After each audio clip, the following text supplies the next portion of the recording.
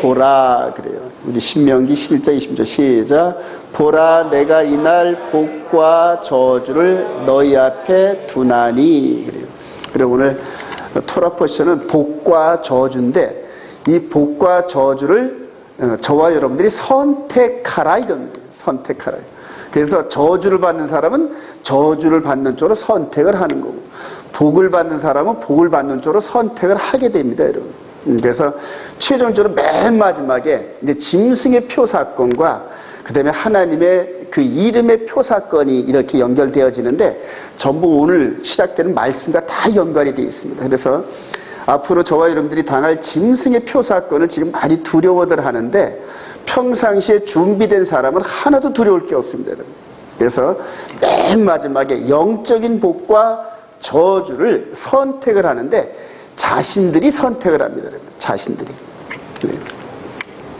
자, 여기 이제 그리심산인데 여기 그리심산은 축복. 그래서 여기에 12지파 중에서 6지파가 여기에 올라가고 그 다음에 이제 에발산에서 저주가 선포되는데 여기도 또 6지파. 그래서 이 6지파씩 나뉘어져 가지고 이제 여기서 가운데 누가 이제 서가지고 외칠 때 아멘, 아멘 하는 이런 퍼포먼스를 하게 합니다. 자, 하나님의 복과 저주를 선택하라. 우리 한번 읽어볼까요?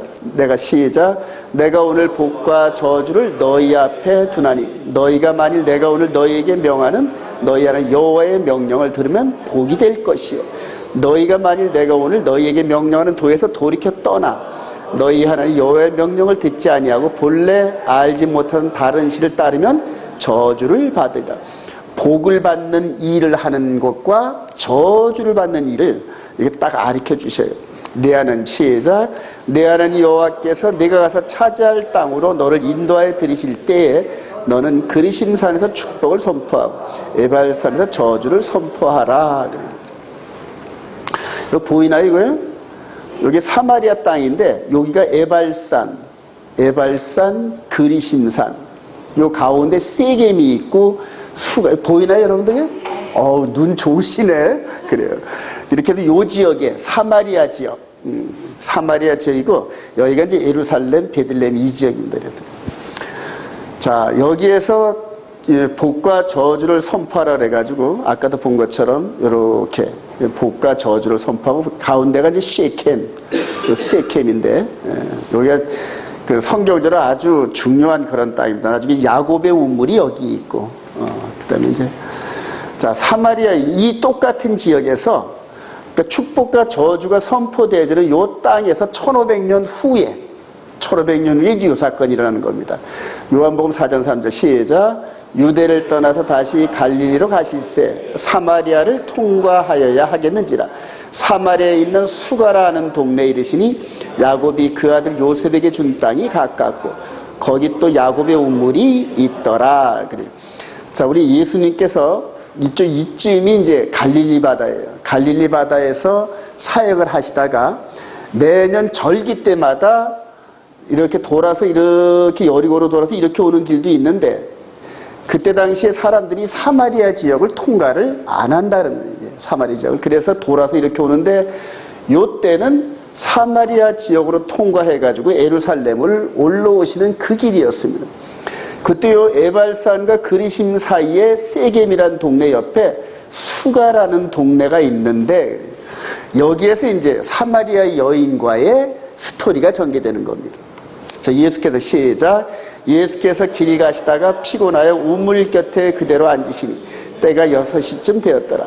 사마리아 여자 한 사람이 물을 길러 왔음에 예수께서 물을 좀 달라 하시니 이는 제자들이 먹을 것을 사러 그 동네에 들어갔습니다. 예루살렘까지 가야 되는데 중간에 쉬시면서 이제 이 스토리가 전개되는데 우리 예수 그리스도와 사마리아 여인과의 만남이에요. 여기서 이제 요한복음 4장 23절에 하나님은 영이시니 예배 드린 자는 영과 진리로 드릴지니라. 이렇게 말씀이 선포되어지죠. 여기가 바로 여기서 이렇게 이거 1500년 전에는 에발산에서 저주, 그리심산에서 축복 이렇게 터지는 퍼포먼스가 있었어요. 자, 우상의 이름은 멸하고 여호와의 이름은 즐거워하라 그래요. 우리 3절 그 제단 시작.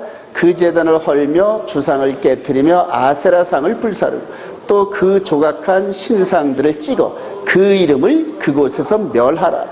너희 하나님 여호와께는 너희가 그처럼 행하지 말고 오직 너희 하나님 여호와께서 자기 이름을 두시려고. 이제 여기에서 우상의 이름은 멸하고 그 다음에 여호와의 이름은 높여서 함께 즐거워하라. 이 사명이 있어요. 근데 이제 이 사명이 역사를 관통해서 오늘날에는 저와 여러분들의 이마에, 그래요. 이제 맨 마지막 계시록에 들어가면은 이마에 여호와의 이름이, 또 다른 사람은 짐승의 표적 우상의 이름이 찍힌단 말이에요. 그러니까 오늘날 우리 앞에 있는 놓여 있는 이 일들이 과거에도 우리 믿음의 선진들을 향하여 계속 있었던 일들이란 말이에요. 근데 그런 일들이 결정적으로 이제 저와 여러분들의 영적인 세계에서 적용이 되어서 이것이 마무리가 되는 겁니다. 그리고 이런 과정들을 알면은 짐승의 표가 어떤 식으로 등장할 것인지 성경적으로 깨닫게 됩니다. 그리고 대비를 할 수가 있고. 그래서 뭐 베리칩이 됐든 뭐가 됐든 간에 그때 나타나면은 아, 이게 짐승의 표구나 깨달아진다는 거예요. 그래서 지금은 저와 여러분들이 해야 할 일은 영적인 내공을 키우는 일이 중요하지 뭐가 짐승의 표하고 싸울 일이 전혀 없어요. 여러분. 이해가 되시면 아멘. 그래요. 자, 그래서 거기에서 이름을 두신 그곳에서 이제 예배를 드리고 모여서 함께 공동체를 이루라. 이제 이게 사명입니다. 여러분. 자, 가나안 땅에 여기 바알신이에요. 바알신. 그래서 이게 농경신인데 비를 내려준다는 그런 신인데, 이게 아세라 신인데 여자거든요. 여자인데 그냥 젖이 여러 개 있어요. 그래가지고 그대로 다산의 신이, 다산의 신. 그래서 이 바알과 아세라 신이 땀을 내면은 그 해에 복이 싹 넘친다. 이제 이런 식으로 해가지고 바알과 아세라를 섬기는 그 신전에 가면 이쁜 여자와 이쁜 남자들이 있어요. 그 동남 동녀들이 있단 말이에요. 이거를 본뜬 종교가 오늘날 로마 카톨릭인데 거기에 수도원에 들어가면 수녀들이 있고 신부들이 있습니다. 그래요. 이제 그런 종교 시스템이 그대로 들어온 겁니다. 자, 이거는 멸하고 부숴버려요. 멸하고. 자, 그리고 하나님을 섬기는 이 전을 세워서 하나님의 이름은 높이고, 그 다음에 바알과 아세라의 이름은 멸하고. 이게 그때 사명인데 똑같아요. 저와 여러분들 오늘날에도 바로 이 사명 주신 거예요. 그대로. 그래서 이렇게 선택되어지고 약속된 이날에 와서 하나님의 이름을 높이는 거고. 그리고 세상 사람들은 바알신을 속아서 섬기고 있는데 내일 이렇게 열리는 그 예배는 전부 다 이거를 섬기는, 영적으로 원류를 따라 올라가면 전부 이거 섬기는 거죠. 전부 속아 넘어가는 거예요. 저와 여러분들은 이 히브리 뿌리 안에서 여호와의 이름을 섬기는 줄로 확신합니다. 자, 여호와의 이름을 두신 곳은 우리 신명기 16장 1절인데 여호와께서 시작. 여호와께서 자기의 이름을 두시고 선택한 곳에서 소와 양으로 내 하나님 여호와께 유월절 제사를 드리되, 유월절 시작. 유월절 제사를 내 하나님 여호와께서 내게 주신 각 성에서 드리지 말고. 자, 이런 부분에서 이제 좀 더 디테일하게 명령을 내리십니다. 맨 처음에 신명기 12장에서는 큰 흐름 속에 객관적으로 드리고 난 다음에 점점 더 자세하게 여호와의 이름이 있는 그곳에서 너희들이 예배를 드리고 절기를 지키면서 여호와의 이름을 섬기는 그 성전을 분케 하라. 이렇게 또 이제 자세하게 디테일하게 나가는 겁니다. 자, 여호와의 이름 한번 보십시다. 여호와의 이름. 자, 이름부터 여호와, 따라합시다. 요드, 해, 바브, 해. 그래서 요해, 바해 이렇게 나오는 겁니다. 그런데 이게 이제 파싱을 하면은 요드는 손, 요거는 해는 보라, 요 바브는 못, 요건 보라. 그래서 여호와라는 요 뜻이 손에 못자국 난 누구를 봐라. 이제 이런 의미가 있어요. 그래서 이 야훼, 요해, 바해. 자, 이분의 이름이 이제 말씀이 육신이 돼서 이렇게 나타나셔가지고 손에 못자국 나는 이런 과정들이. 손에 손에 못을 봐라. 이제 이런 얘기입니다. 이게. 근데 결과적으로 이분의 이름이 이런 식으로 우리 눈앞에 나타난 겁니다. 이분의 이름이. 자, 이제 왕상 8절 20절에 이제 우리 솔로몬 왕이 그대로 성전을 세워놓고 이제 기도하는 곳인데, 이곳이 옛날 고대 사회의 예루살렘의 모습입니다. 예루살렘의 모습. 예루살렘인데 이쪽 양쪽에 큰 언덕이 있고 가운데 언덕이 있고, 그래서 이걸 하늘에서 보면은 어떤 모습이냐 하면은 하늘에서 보면은 쉰이라는 이런 모습이에요. 쉰. 근데 쉰이 아까 이름이라는 그 히브리어가 쉔 그러죠. 쉔. 그래서 이 쉰이라는 이 단어가 하나님의 이름을 대표합니다. 자, 우리 왕상 8장 27절 시작. 하나님이 참으로 땅에 거하시리까 하늘과 하늘들의 하늘이라도 주를 용납하지 못하였거든. 하물며 내가 건축한 이 성전이 오리까. 그러나 내 하나님 여호와여, 주의 종의 기도와 간구를 돌아보시며 이 종이 오늘 주 앞에서 부르짖음과 비는 기도를 들으시옵소서. 주께서 전에 말씀하시길 내 이름이 거기 있으리라 하신 곳 이 성전을 향하여 주의 눈이 주야로 보시오며 주의 종이 이곳을 향하여 비는 기도를 들으시옵소서. 아까 신명기 모세 때부터 세월이 흘러서 약 한 500년 정도가 흘렀습니다. 그래서 사울 왕을 지나서 다윗 왕을 지나서 이제는 솔로몬 왕 시대 때에 이 성전을 짓고 성전 기공식을 할 때 솔로몬이 깨달으면 하나님의 이름이 거기 있으리라 하신 곳 이 성전을 향하여.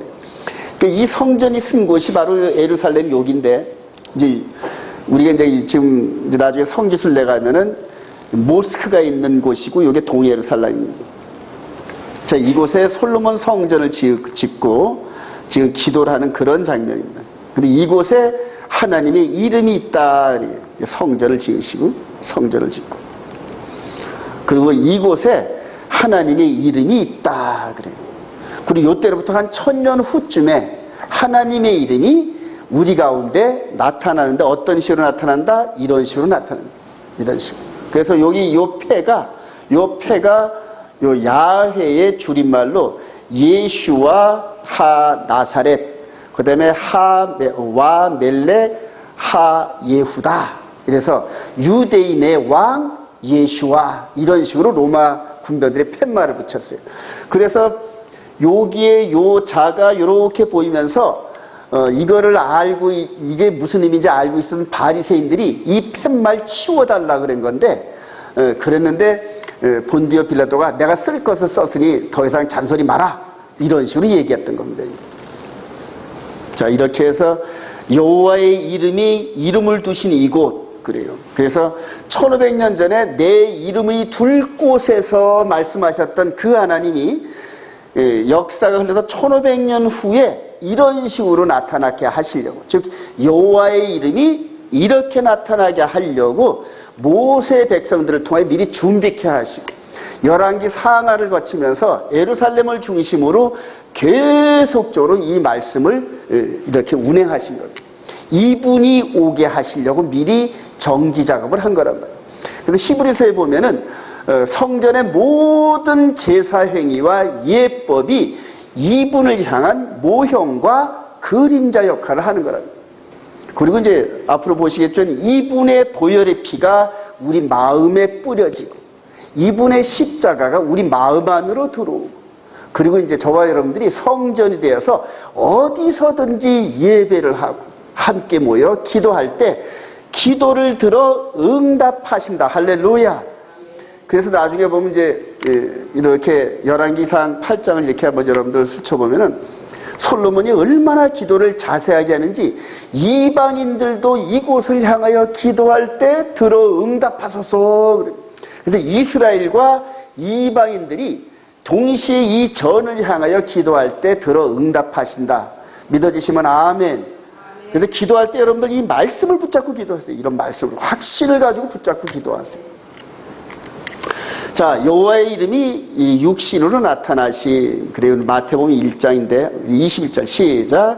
아들을 낳으리니 이름을 예수라 하라. 이는 그가 자기 이름을 그들의 죄에서 구원하실 자임이라 하시라.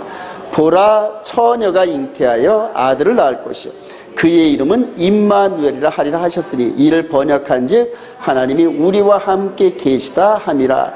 그 이름을 예수라 하니라. 그래서 이 이름이 이제 이렇게 역사를 디딤돌 삼아서 오시는데 예수께서 오시는 거예요. 가브리엘 천사가 동정녀 마리아에게 나타나가지고 이제 이 얘기를 하는 겁니다. 그럴 때 이름을 예수아라 하라. 예수아. 요드, 그 다음에 쉰, 바브, 아인. 그래요. 이제 이것도 나중에 보면은 전능하신 분의 손에 못자국을 보라. 이제 이런 뜻이 또 함께 나옵니다. 한번 읽어봅시다. 임마누엘. 임마누엘. 요 엘이란 요 부분이 하나님, 요 누가 우리와, 그래, 우리란 뜻이 있어요. 임은 함께, 그래서 임마누엘 이렇게 나와요. 그러니까 하나님이 우리와 함께 하시다 이런 뜻이에요. 자, 역사를 들여밟고 오시면서 모세를 통하여 주었던 그 이름이 이제는 마리아를 통하여서 우리에게 나타나는 이런 과정들이 이제 쭉 역사 속에 나타납니다. 자, 언약궤가 있는 곳에 여호와의 이름이 있다. 그래요. 우리 왕상 8장 17절. 내 아버지 시작. 내 아버지 다윗이 이스라엘의 하나님 여호와의 이름을 위하여 성전을 건축할 마음이 있더니 내가 내 이름을 위하여 성전 건축할 마음이 있으니 이 마음이 내게 있는 것이 좋도다. 내 몸에서 낳을 내 아들 그가 내 이름을 위하여 성전을 건축하리라. 전부 이름이죠. 이름이 계속 전달되는데 이 이름이 누구에게 전달되느냐에 따라서 구속사의 흐름이 돼요. 그래서 하나님의 이름이 그냥 따라가는 거예요. 그래서 아브라함, 이삭, 야곱, 다윗, 솔로몬 이런 식으로 해서 구속사의 흐름이 전부 다 하나님의 이름을 품고 릴레이로 달려가는 거와 똑같아요. 여러분. 그리고 그 릴레이가 이제 최종적으로 저와 여러분들에게 그 이름이 우리에게 당도하는 겁니다. 자, 이스라엘 시작. 이스라엘 하나님 여호와의 이름을 위하여 성전을 건축하고 여호와의 언약을 넣은 궤를 위하여 한 처소를 설치하였노라. 이제 이름과 함께 하나님의 법이 이렇게 스쳐 지나가는 거죠. 솔로몬 성전을 짓고 그리고 이 성전에서 다윗이 준비한 대로 찬양대가 24반차로 매주마다 바뀌어가지고 찬양되는데 찬양대만 4,800명인가 그래요. 4,800명. 어마어마하죠. 그러니까 하나님께서 이렇게 지구촌 가운데서 예루살렘에서 거기서 성전에서 이런 식으로 4,800명이 찬양을 한다면 여러분 생각을 해보세요. 어마어마하죠. 영광 받으시는 거예요. 자, 예루살렘 성전에서 기도를 들어주시는 여호와 그래요. 계속해서 내 이름이 시작. 내 이름이 거기 있으리라 하신 이곳 성전을 향하여 주의 눈이 주야로 보시오며 주의 종이 이곳을 향하여 비는 기도를 들으시옵소서. 주의 종과 주의 백성 이스라엘이 이곳을 향하여 기도할 때에 주는 그 간구함을 들으시되 주께서 계신 곳 하늘에서 들으시고 들으시사 사하여 주옵소서. 그래서 모든 섬김의 행위가 이 성전에서 이루어집니다. 솔로몬이 성전 기공식을 할 때 이렇게 기도하니까 하늘에서 뭐가 내려온다? 불이 내려와요. 하늘에서 불이 내려와요. 그러니까 성전 기공식에 여기에 번제물을 번제단 위에 쌓아놓고 지금 솔로몬 왕이 만주백관들 앞에서 대표로 손을 팍 얹어두고 기도하니까 그 기도가 끝나자마자 하늘에서 불이 내려서 태우는 거예요. 이거는 뭡니까? 네 기도를 내가 들어 응답하였다 이런 뜻이에요. 자, 근데 계시록 13장 한번 가볼까요? 이거와 똑같은 일이 벌어지는데 계시록 13장.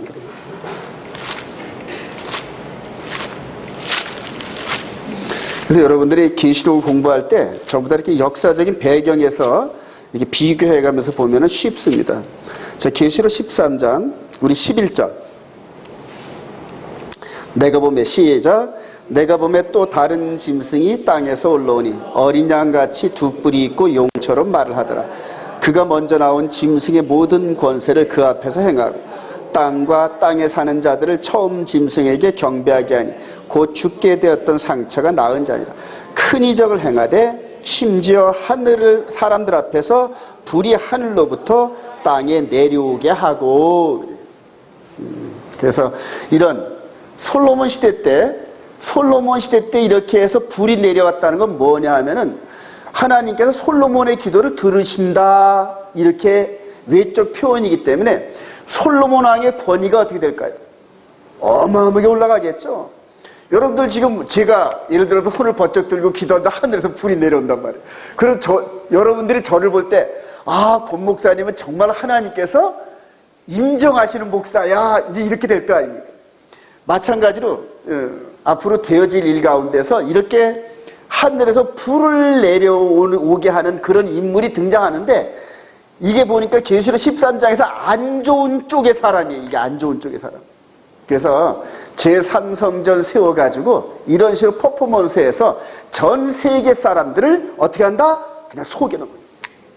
그리고 이후에 보면은 계시록 13장 마지막 부분에 보면 짐승의 표의 이름이 나타나니 666이다, 이런 식으로 계속 경고하는 거예요.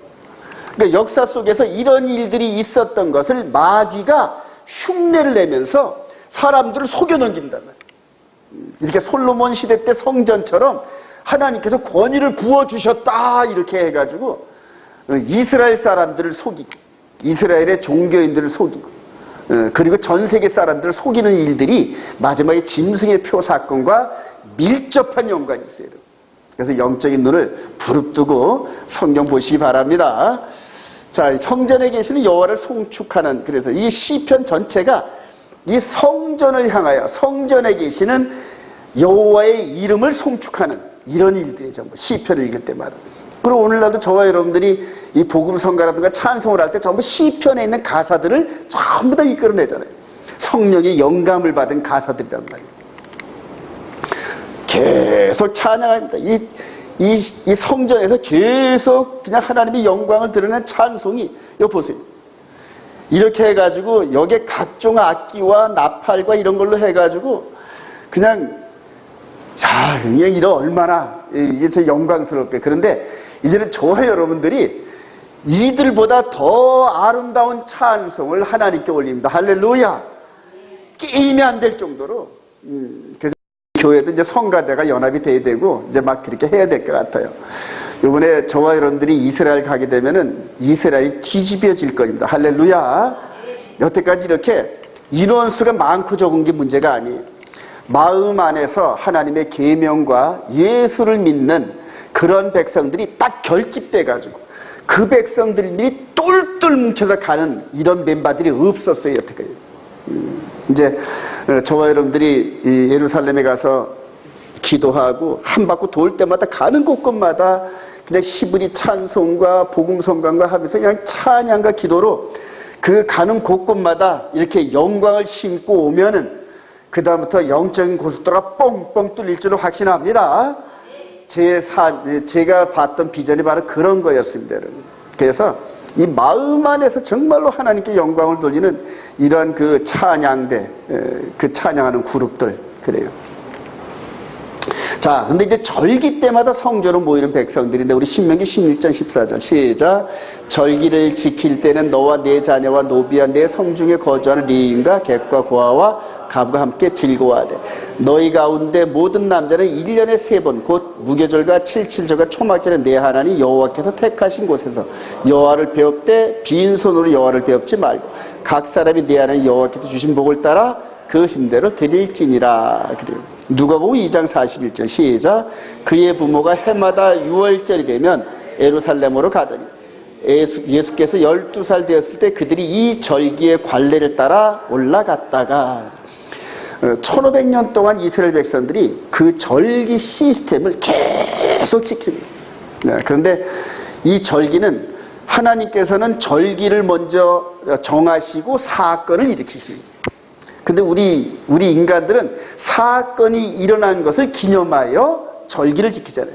그 8월 8.15 해방도 그 사건이 일어났으니까 지키는 거란 말이에요. 예를 들어서 우리가 8월 15일 날 해방될 것이라고 미리 선언하고 그날 해방됐다면 그 사람은 신적인 능력이 있다, 이렇게 해야 될 거예요.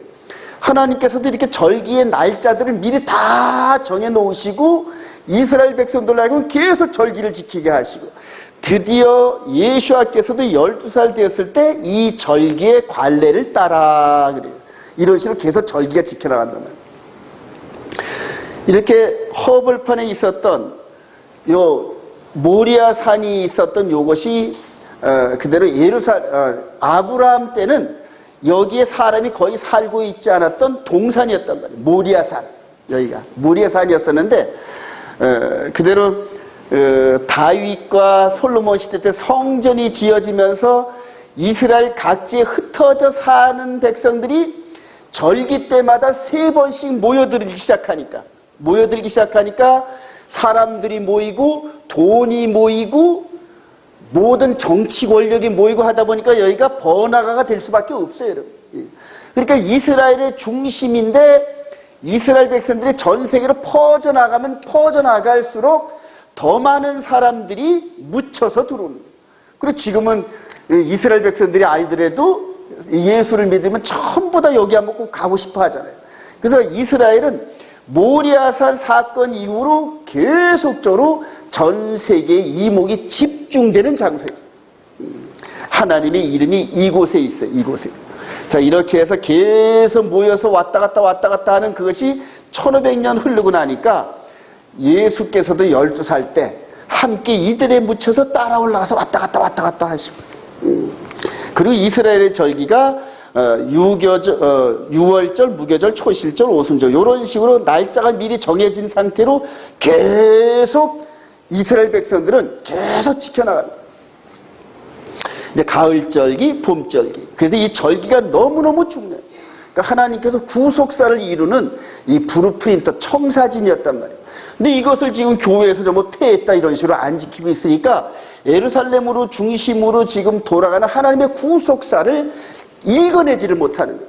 그래서 가을절기가 이제 나팔절, 대속절, 장막절 이 사건이 남아있는데 전혀 읽지를 못해요, 지금. 개신교에서는. 그러니까 절기대로 따라가 보질 못하니까.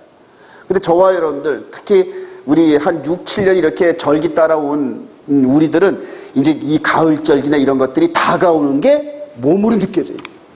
지금 뭐 트럼프니 푸틴이니 시리아 전쟁이니 뭐 이런 것들, 한국 전쟁이니 뭐 이런 식으로 해서 난리와 난리 소문이 있고 지진과 기근이 있고 이런 식으로 또 8월 달인가 9월 달에 보니까 미국 전 대륙이 일식 상태로 들어가는 이런 것들, 이제 테트라트니 뭐 이런 것들, 하늘과 땅과 나라와 나라들이 이루어지는 그런 상황을 통하여 아, 나팔절이 얼마 안 남았네. 이제 나팔절이 지나면 대속절, 심판이라는 이런 식으로 초막절이 얼마 안 남았네 이런 식으로 해서 준비를 하는데 기존 이거를 지키지 않는 사람들은 눈은 떴으되 전혀 알지 못하는 거예요. 전혀 알지 못해요. 그리고 이거를 따라하는 우리들을 2단, 3단이 이런 식으로 욕을 하고 있단 말이에요. 그래요. 그러니까 마귀가 얼마나 하나님의 이거를 그냥 뒤틀어놨는지 몰라요, 전부 다. 그래요. 그래서 다니엘서 7장 25절에 보면 마귀가 하나님의 계명과 때를 바꿔버려요. 때를 살짝 바꿔버려요. 그래서 매주 한 번씩 하나님을 만나는 중요한 시간인 안식일도 첫째 날로 바꿔버려가지고 아주 혼란스럽게 만들어요. 하나님과 교제할 수 있는 영적인 그러한 그 길을 다 폐쇄시켜버렸어요. 자, 6월절에 여호와의 성전에 모여 우리 1절 한번 시작. 아비벌을 지켜 내 안에 여호와께 6월절을 행하라. 이는 아비벌의 내 안에 여호와께서 밤에 너를 애굽에서 인도하여 내셨음이라. 그 6월절, 이게 애굽에서 이렇게 양을 잡는 이것들을 늘 이렇게 1년에 한 번씩 행하면서 늘 기억하게 한다. 기억해. 애굽에서 이렇게 구원해 내셨다. 그래요. 그리고 문설주에 피 바르는 이런 사건들을 리마인드해서 자녀들에게도 신앙이 끊어지지 않게끔 계속 함께. 그래서 이스라엘의 신앙은 끊어지지 않는 거예요.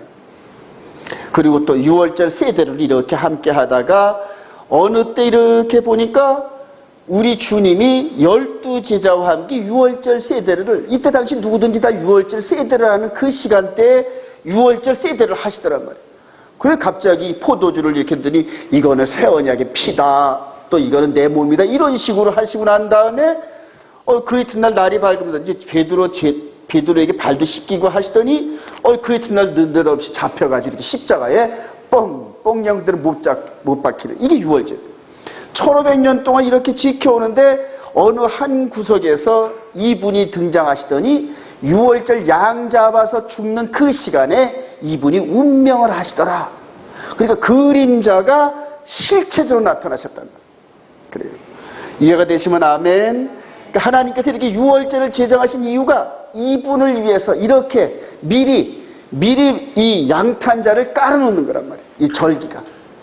그리고 이제 무교절을 지키게 하는데 바로 첫째 날 시작. 첫째 달 열나흘 저녁은 여호와의 유월절이에요. 이달 15날은 여호와의 무교절이니 그 첫날에는 너희가 성회로 모이고 아무 노동도 하지 말지며. 1월 15일이 무교절 첫날인데 이 날이 절기 안식이란 말이에요. 그래서 신약 서신서의 안식 후 첫날 이거는 계명 안식일이 아니라 무교절 안식일 첫날 이 얘기란 말이에요. 근데 이거를 전부 계명 안식일 이튿날 그래서 일요일로 바뀌었다. 여기에 전체가 소모가 넘어요. 전체가. 개신교 전체가 속아 넘어갔어요. 그래요. 이렇게 해서 무교절 이 누르고 없는 빵 먹는 일주일 동안 이스라엘 백성들을 계속 지켜와요. 그래서 이스라엘 백성들한테 그대로 우리 주님이 안식 후 첫날 이렇게 부활하셨으니까 일요일을 예배일을 정한다 그러면은 이스라엘 백성들은 피식하고 웃어요. 안 속아 넘어간단 말이에요. 그래요. 이런 식으로 해서 계속 했는데 이날 무덤문을 여시고 들어가셨어요. 장사 되시고. 자, 그리고 이제 초실절 1월 16일이 초실절인데 곡물의 시작. 곡물의 첫 이삭 한 단을 제사장으로 가져갈 것이요. 제사장은 너희를 위하여 그 단을 여호와 앞에 기쁘게 받으시면 되도록 흔들되 안식일 이튿날에 흔들 것이며 이거를 계명 안식일로 둔갑을 시켰단 말이에요. 근데 절기 흐름상으로 이렇게 볼 때 무교절 첫날 안식 후 이튿날 이렇게 얘기해요. 근데 이스라엘 백성들이 이걸 자연스럽게 초실절은 무교절 다음 날이야. 이게 자연스럽게 한단 말이에요. 왜냐하면 늘 지켜왔기 때문에. 이해가 되시면 아멘. 그러니까 여러분들이 이 절기를 순종한다는 게 이렇게 몸에 배는 거란 말이에요. 몸에 배는. 마귀가 절대 못 속여요. 그래요. 후덕한 마치 룻 같은 그러한 그 여인이 이렇게 첫 단 곡식을 수확하기 전에 가장 좋은 곡식을 첫 단을 갖다 제사장에 흔들면은 이거를 제사장은 높이 들고 흔들어가지고 하나님께 감사한다. 근데 바로 그날 이분께서 부활의 첫 열매 따라합시다. 부활의 첫 열매. 바로 고린도전서에서 고린도 15장에서 바울 사도가 이걸 보고 깨달은 이분이 영의 몸의 부활의 첫 열매란 말이에요. 육신의 몸의 첫 열매가 아니라 우리 영의 몸의 부활의 첫 열매. 그래서 절기와 함께 이분의 사역을 깨달았단 말이에요. 그래서 봄절기를 사용하신 예수 그리스도. 이 봄절기는 요거는 마당이란 말이에요. 성전 마당에서 죽으시고 장사되시고 부활하시고 이게 성전 마당. 그래서 성전 마당 뜰만 밟지 말고 어디를 가라? 성소 안으로 들어가고 지성소를 향하여 가라. 이런 식으로 얘기하는 거죠. 자, 그렇게 해서 이분이 그러면 이분의 죽음이 우리와 뭘 상관이 있는데 상관이 있다는 얘기예요. 이분의 죽으심과 함께 죄를 고백하고 우리 영의 몸이 함께 죽는 거예요. 이번 지난 일요일날 우리가 세 분이 이렇게 물에 들어갔다 나오는 침례를 받았는데 침례가 그래서 아주 중요합니다. 여러분. 장사되고 물속에 들어가가지고 한 5초 정도 10초 정도 있는데 그때 들어가서 이제 죽네 그래. 위에 목사님이 이거를 누르는 걸 안 풀으면 죽네 그래. 그렇게 느끼는 거란 말이에요. 그래서 물속에 들어가는 그 순간에 예수님과 함께 장사되었구나 하는 것을 기억하게 하는 거예요. 자, 그리고 이렇게 죽으면 그래요. 너희들이 이분과 함께 십자가에 못 박히고 이렇게 죽었으면 그 다음에 이렇게 부활하리라. 할렐루야. 이게 바로 로마서 6장 그 다음에 로마서 전체의 스토리입니다. 이게 전체. 자, 오순절에 성전에 모이는 백성들. 자, 7주 시작. 7주를 셀지니 곡식의 낫을 대는 첫날부터 7주를 세요. 내 하나님 여호와 앞에 7절을 지키되 내 하나님 여호와께서 자기의 이름을 두시려고 택하신 곳에 내 하나님 여호와 앞에서 즐거워할지니라. 항상 이런 모든 절기가 하나님의 이름을 둔 곳에서 이렇게 행하라니. 너무너무 중요합니다.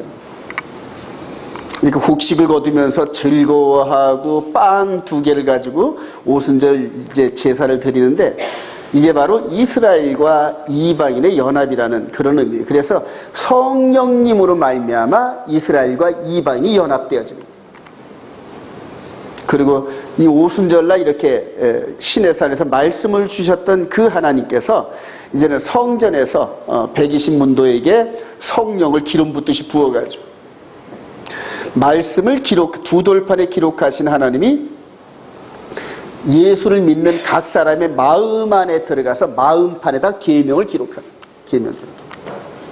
그래서 오순절을 사용하신 예수 그리스도 성소 메노라가 이렇게 있고 불이 있는 이곳에서 이렇게 성소 오순절날 성령 받는 그런 성도들이.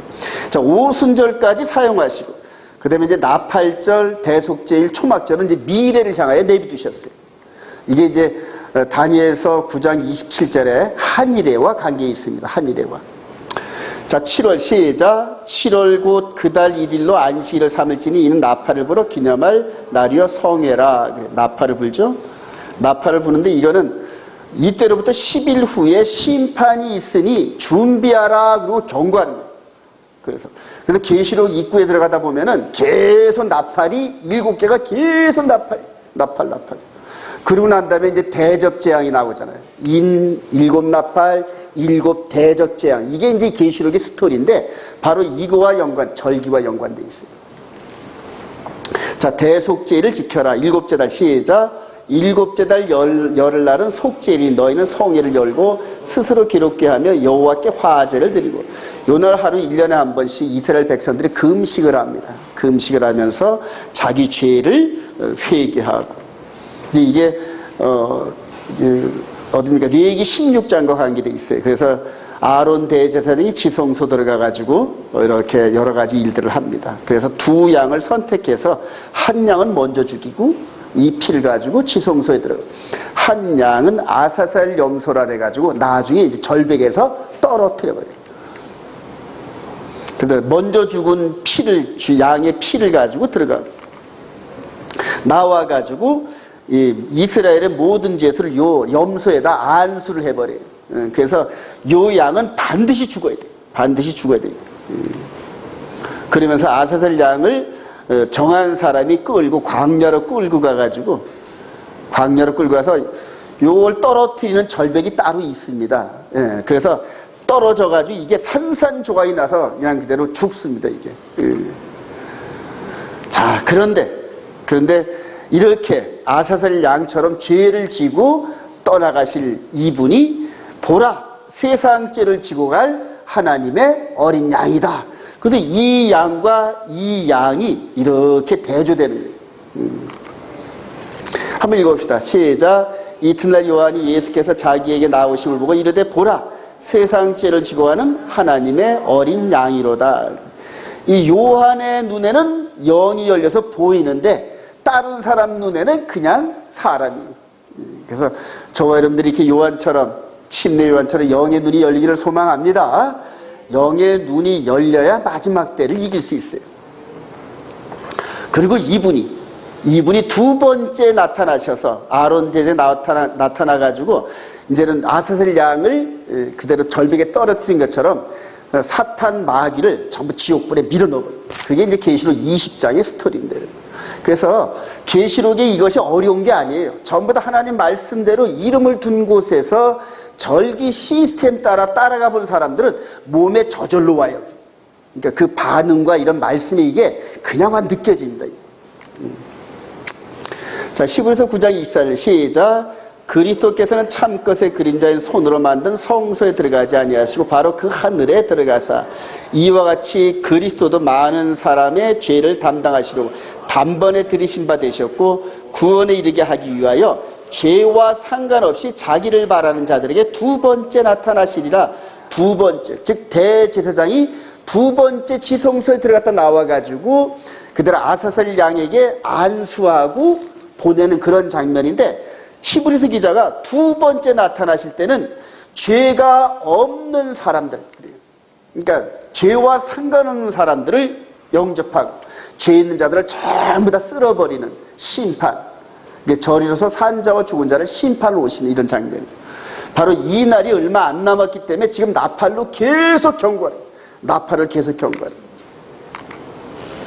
자, 초막절을 지켜라. 일곱째 시작. 일곱째 달 15날부터 이래 동안 여호와의 절을 지키되 첫날에도 안식하고 여덟째 날로 안식할 것이다. 아름다운 나무와 실과와 종려나무 가지와 무성한 나무 가지와 신의 버들을 취하여 너희 하나님 여호와 앞에서 이래 동안 즐거워할 것이라. 그래요. 이렇게 이제 초막절을 지놓고 초막을 져놓고 이스라엘 때가 이때 가면은 전부 다 초막을 짓고. 그리고 네 가지 이렇게 과실나무를 들면서 여기 어딘가 통교계 복 앞에 가지고 이렇게 막 이렇게 하는 이런 장면들. 작년에 재작년에 갔을 땐 바로 초막절에 갔을 때 전부 이랬어요, 정말. 그래서 이렇게 모세를 통하여 이렇게 전례받은 여호와의 이름과 함께 절기를 3,500년이 지난 지금에도 이 백성들은 지켜요. 근데 이 백성들이 이제 예수와만 영접하면은 역사가 끝납니다, 여러분. 근데 그 사명을 이방인들에게 주셨더라. 이들에게 예수와를 증거할 사명을 저와 여러분들에게 주셨다. 할렐루야. 이 사명 놓고 우리가 기도해야 됩니다, 여러분. 그러세요. 이렇게 모여가 지금도 말씀대로 그냥 순종하는 이 백성들. 그리고 어떤 사람들이 이 백성들은 막 저주받은 백성이던데 아니에요. 이 백성들은 하나님께서 마지막 거두시려고 그들을 지금 잠시 꺾어 놓으신 것 뿐이에요. 근데 이 백성들이 이제 구원받으면은 더 이상 이방인들에게 시간이 없어요.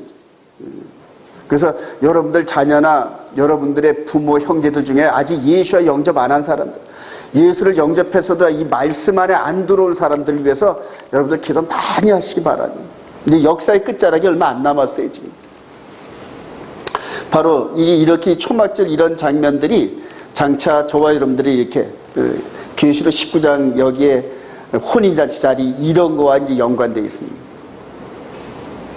자, 그래서 저와 여러분들이 이렇게 흠과 티가 없는 신부의 모습으로 신랑 되신 이분과 함께 영원한 삶을 살 이것이 보장되어 있어요. 읽읍시다. 한번 시작.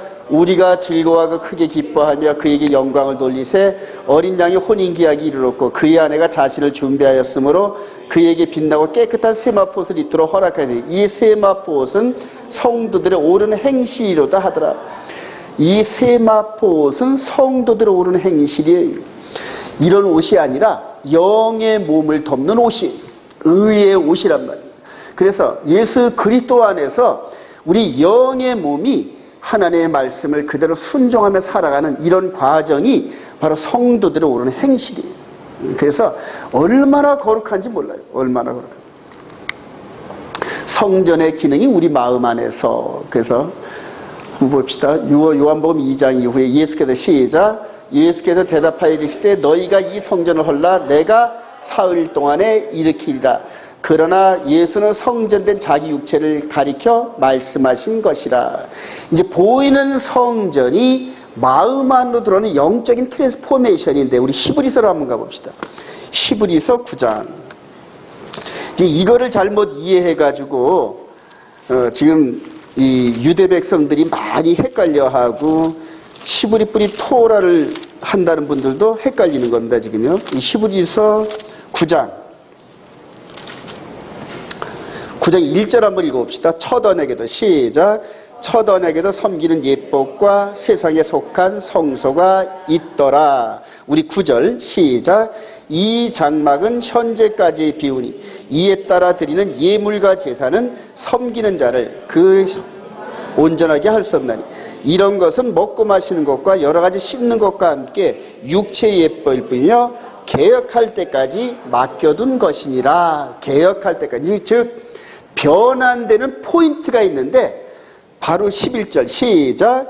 그리스도께서는 장래 좋은 일에 대제사로서 손으로 짓지 아니한 것 곧 이 창조에 속하지 아니하고 더 크고 온전한 장막으로 말미암아 염소와 송아지의 피로 하지 아니하고 오직 자기의 피로 영원한 속죄를 이루사 단번에 성소에 들어가셨느니라.